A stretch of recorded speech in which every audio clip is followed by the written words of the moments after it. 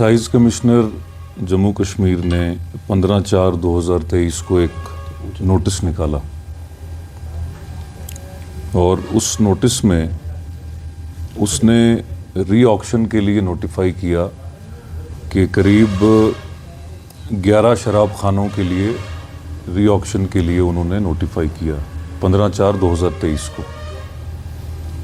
उसके बाद 24/6/2023 को उन्होंने एक ऑर्डर निकाला, नोटिस के बाद ऑर्डर निकाला, जिसमें ये कहा कि हाड़ी मार्केट यानी हाड़ी मोहल्ला जिसे हम कहते हैं, हाड़ी मोहल्ला सुरनकोट में हमने एक वाइन शॉप प्रपोज की थी, लेकिन लोगों के बरहम होने की वजह से हमने उसको वहाँ से हटाना है। और एक्साइज कमिश्नर ने उस ऑर्डर में ये लिखा कि हमें एक सुभाष चंद्र एक आदमी है, उसकी तरफ से एक रिक्वेस्ट मिली है एक एप्लीकेशन के थ्रू, जो कि बिडर था इसमें, और उसका ऑक्शन में उसका नाम आ गया था। 24/6 के ऑर्डर में एक्साइज कमिश्नर ने ये लिखा है कि ये जो सुभाष चंद्र है, इसकी रिक्वेस्ट पे हमने बाकी फॉर्मेलिटीज़ कंप्लीट की और अब हम ऐलान करते हैं कि अपर पोठा लिंक रोड, मैं रिपीट करता हूँ, अपर पोठा लिंक रोड, वहाँ पे अब हम ये खोलने जा रहे हैं। उसके बाद जो हुआ वो आप सब ने देखा, यहाँ प्रोटेस्ट हुए, यहाँ पे धरने हुए, यहाँ सुरनकोट बंद की कॉल हुई और बाज़ार बंद रहा। सिविल सोसाइटी, इलेक्टेड रिप्रेजेंटेटिव्स और सियासी गैर सियासी लोग इसमें शामिल थे और ये सारी कार्रवाई आप सब ने देखी है। तो मैं आप सबको ये बताना चाहता हूँ कि ये जो ऑर्डर एक्साइज कमिश्नर ने किया था कि हाड़ी मोहल्ले में लोग नहीं चाह रहे कि वाइन शॉप हो, तो इसलिए अपर पोठा लिंक रोड में हम ये खोलना चाह रहे हैं। देखिए, शराब खाना खुला नेशनल हाईवे 144A पे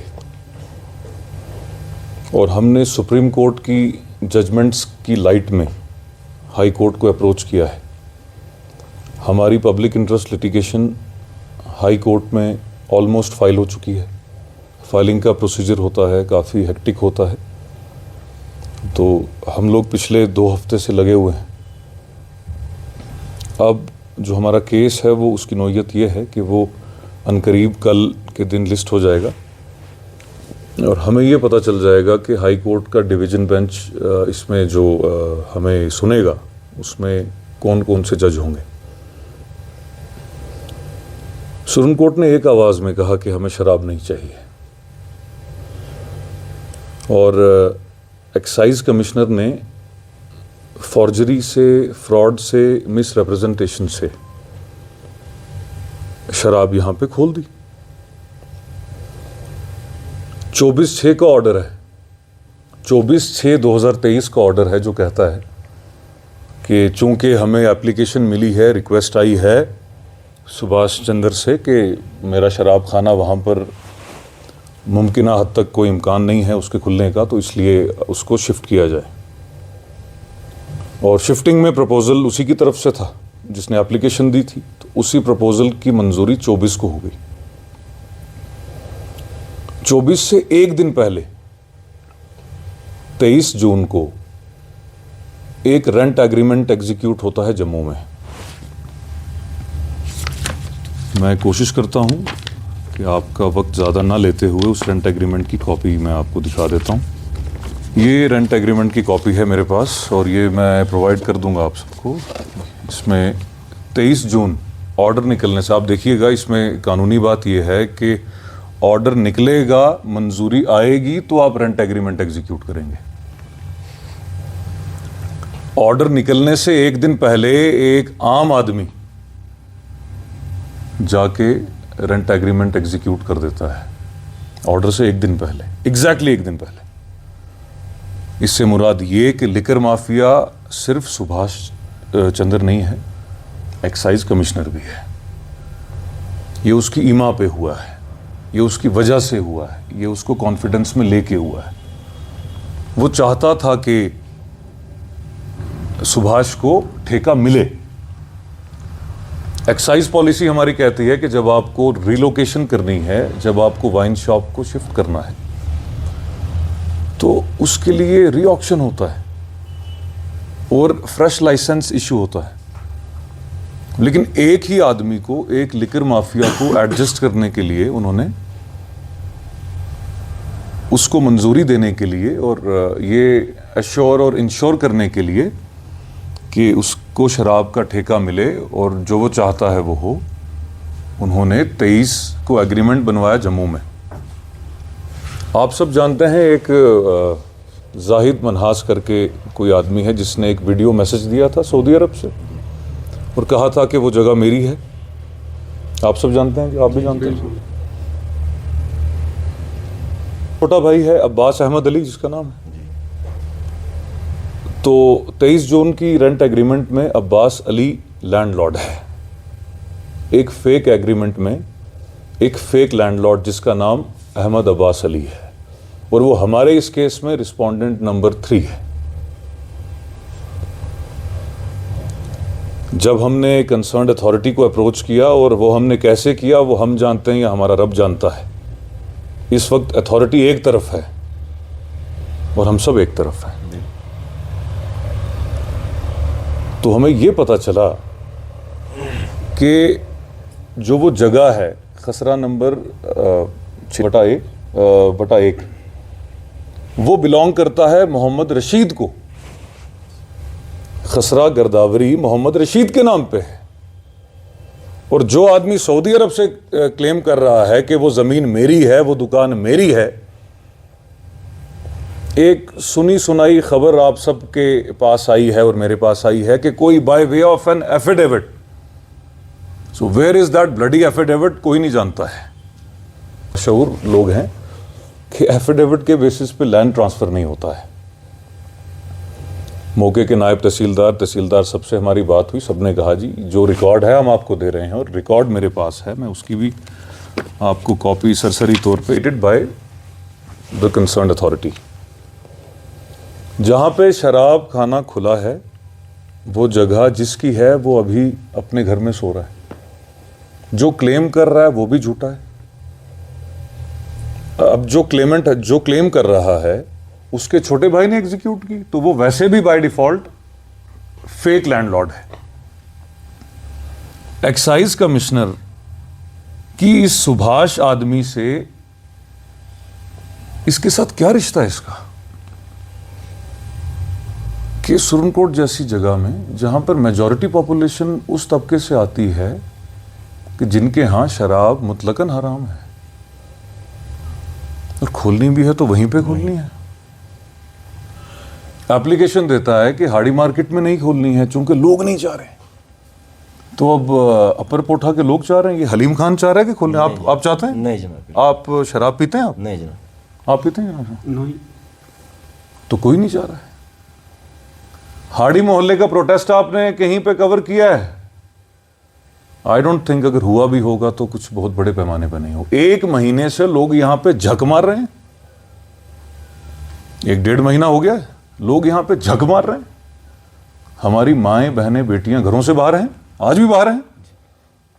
और आज कंसर्न्ड एसएचओ ने मीडिया वालों से भी बदतमीजी कर दी और फिर औरतों को भी जो है उनके साथ बदकलामी और बदतमीजी की है। और हमने सुना है कि धक्का मुक्की औरतों के साथ हुई है और हलीम साहब के साथ हुई है, मौके के सरपंच के साथ हुई है। तो बहरहाल उस पर हम आएंगे। तो देखिए, आप इतना समझ गए हैं कि फेक रेंट डीड थी और फेक रेंट डीड के बेसिस पे आगे जो हुआ वो सब फेक हुआ। उसके बाद हम आते हैं कि उसके बाद क्या फेक हुआ। सुप्रीम कोर्ट ने स्टेट ऑफ तमिलनाडु वर्सेस के बालू केस में एक्सप्रेसली कहा था कि नेशनल हाईवेज और स्टेट हाईवेज, उसकी कॉपी हमारे पास है, हमने उसी की लाइट में ये केस किया है।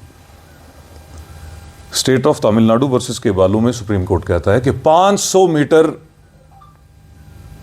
हाईवे से कम, चाहे वो स्टेट हाईवे हो चाहे वो नेशनल हाईवे हो, शराब खाना दूर होना चाहिए। उसी ऑर्डर को जब मॉडिफाई किया गया तो सुप्रीम कोर्ट ने कहा कि अब एटलीस्ट 220 मीटर होना चाहिए। और ताहिर साहब गवाह हैं, हम सब गवाह हैं। मौके के एसडीएम ने हमें जो रिपोर्ट दी, वो रिपोर्ट हमने कैसे ली ये हम जानते हैं या रब जानता है। चूँकि जिसका डीसी हमारा रिस्पोंडेंट नंबर 4 है या 2 है, उसका एसडीएम वो रिपोर्ट कैसे देगा। फिर भी मैं एक चीज़ नोटिस में लाना चाहता हूँ, इस केस में, इस पूरे अरसे में एसडीएम सुरनकोट ने जितना सेंटिमेंट्स का ख्याल रखा है, मैं सल्यूट करता हूँ।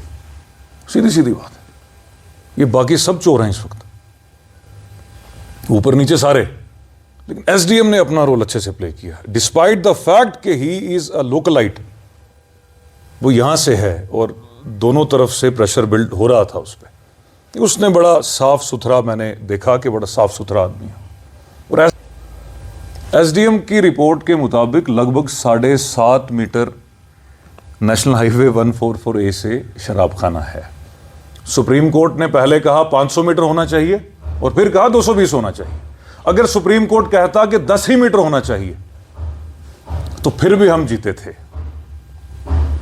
अगर सुप्रीम कोर्ट कहता कि 9 मीटर होना चाहिए तो फिर भी यह काम इलीगल था। अब फिर तहसीलदार, ये प्रेस कॉन्फ्रेंस हमने ये काम 9 तारीख को शुरू किया था। हम सारे दोस्तों ने इकट्ठे होके, हम ख्याल लोग थे, हमने इकट्ठे होके कहा कि ये जंग जो है इसको कानूनी तरीके से लड़ा जाए। तो फिर हमने कानूनी मशवरा किया। हम इसमें 3-4 लोग वकील थे। तो फिर इसमें हमारे साथ ये पोठा के सरपंच भी थे, हमारे ये दोस्त थे, अरुण साहब थे, बड़े लोग थे, बड़े लोगों का साथ है इसमें हमें। लेकिन हमने ये फाइनली डिसाइड किया कि हम ये प्रोटेस्ट तो लोग कर रहे हैं, हर बंदा अपनी अपनी तरीके से इस जंग को लड़ रहा था, लेकिन हमारा जो फ़र्ज़ बनता था, हमने कहा इस जंग को कानूनी तरीके से लड़ा जाए। जब हमने कानूनी इनके कागज़ खंगालने शुरू किए तो हमें पता लगा इसमें बड़ी इलीगैलिटीज़ हैं। उन इलीगैलिटीज़ को लेके ये यहाँ पे नहीं खुल सकता, ना शिफ्ट हो सकता है। जो भी हो रहा था गैर कानूनी हो रहा था। फिर हमने वो सारे डॉक्यूमेंट्स कलेक्ट किए। तो फिर ये हमारे दोस्तों की एफ़र्ट्स थी, हमने एक दूसरे का हौसला बने, हमने इस जंग में एक दूसरे का साथ दिया। और फिर हमने अपने भाई याकूब को तैयार किया तो वो चले गए हाई कोर्ट। 1-2 हफ्ते वो हाई कोर्ट रहे। हाई कोर्ट में हमने अपना मामला तैयार करके, हमारी PIL लिस्टेड है तो हमने PIL फाइल कर दी है। हमारी लीगल जंग हम लड़ रहे हैं। ये हमने सारा मामला राज में रखा था। हम नहीं चाहते थे एक तो हमारा कोई डिफेंस लूज़ हो, दूसरा ये था कि हम में कोई आदमी नहीं था जो क्रेडिट के लिए ये कुछ कर रहा था। हम ये लड़ रहे थे इसलिए कि हम इसको अपना फ़र्ज़ समझ के लड़ रहे थे। ये हमारी जंग नहीं थी, ये सुरनकोट के हर एक फ़र्द की जंग है। देखो यहाँ पे कोई नहीं चाहता, ना हिंदू चाहता है, ना मुसलमान, ना सिख, ना ईसाई, किसी बरादरी का, किसी जगह का कोई आदमी नहीं चाहता कि यहाँ शराब का ठेका खुले या शराब की दुकान खुले। और किसी मज़हब में भी नहीं है कि ये शराब को ज़रूरी चीज़ है या शराब की दुकान को आप प्रोपोगेट करें या शराब की दुकान खोलो। बाकी हमारी सरकार से गुजारिश थी, पहले भी हमने रिप्रेजेंटेशन दी है, हमने DM को रिप्रेजेंटेशन दी है, हम SDM के पास गए हैं। देखो अगर आपको रेवेन्यू कलेक्ट करना है तो और भी बड़े तरीके हैं रेवेन्यू कलेक्ट करने के। हमें अगर आपने कोई इजाफी टैक्स लगा देना इस शराब की जगह, तो हमने वहाँ वो तक कहा कि हम पे आप इजाफी टैक्स लगा दें, उससे आप रेवेन्यू कलेक्ट कर लें। इसमें मैं कहूँगा सबसे ज़्यादा मेहनत मेरे भाई आकब की है, जिसने सारा काम छोड़ा। हमने तो सपोर्ट की है, उसकी ज़्यादा मेहनत है। वो जम्मू में गया, हमारी PIL तैयार है, हम ये कानूनी जंग लड़ेंगे और जहाँ तक वो हमें सुप्रीम कोर्ट तक जाना पड़ा, हम इससे पीछे हटने वाले नहीं, हम लड़ेंगे। बाकी इसकी क्या क्या आकब भाई ने किया वो पूरी डिटेल में आपको मेरे भाई आकब भाई बताएंगे। देखिए जी, जिस दिन से पोठा हाईवे पर एक इल्लीगल शराब की दुकान खोली गई थी, उसी दिन से हम सरापा एहतजाज थे और पुरअमन थे और एक लीगली तरीके से हम ये जंग लड़ रहे थे। और उसमें आपने देखा होगा कि बहुत सारे लोगों ने, हर आदमी ने उसमें हिस्सा लिया कि यहाँ पोठा हाईवे पर जो इल्लीगल शराब की दुकान खोली गई है उसको बंद किया जाए और यहाँ से उठा लिया जाए और सुरनकोट की धरती में हमें कहीं शराब की दुकान नहीं चाहिए। उसी सिलसिले में हमें जब कुछ लीगलिटीज़ हमारे सामने आईं तो हमें उसके लिए एक काबिल तरीन वकील की ज़रूरत थी। फिर हमने 8 तारीख को एक मीटिंग की यहाँ के कुछ 10 के 12 आदमियों ने। तो उसमें हम सब ने ये डिसाइड किया कि हम ये केस जो है वो कोर्ट में लेकर जाएंगे और यहाँ की तमाम चीज़ों को हम कोर्ट में रखेंगे और कोर्ट से ही रिलीफ लेंगे और लीगल वे से एक जंग लड़ी जाएगी। उसी सिलसिला में हम सब आकिब साहब के पास गए और फिर हमने अपना ये केस जो है वो आकिब साहब को दिया, जो यहाँ के काबिल तरीन वकील हैं, और उसमें और भी बहुत सारे वकला ने हमारा साथ दिया, जैसे एजाज साहब थे, एडवोकेट नकी साहब थे, माहिर साहब थे। लेकिन सब ने अपनी तरफ से ये केस जो है वो आकिब साहब को दिया और ये 2 हफ्ते जम्मू हाई कोर्ट में रहे। ज़बान में भी समझाएंगे कि ये शराब की दुकान जो इलीगल तरीके से हम पर मुसल्लत की गई, उसमें कितनी जो हैं वो ये इलीगल थी पूरी तरह से, और उस पर मैं आपको कहूँगा, मेरी गुजारिश है कि एजाज साहब आपको बताएंगे। उसके बाद तफसील से, डिटेल से आपको जो है वो आकिब साहब बताएंगे, जिनकी वजह से ये केस यहाँ तक पहुँचा है, और अगर हमें कहीं कोई कानूनी रिलीफ मिलेगी तो वो यही हमें दिलवा सकते हैं। बहुत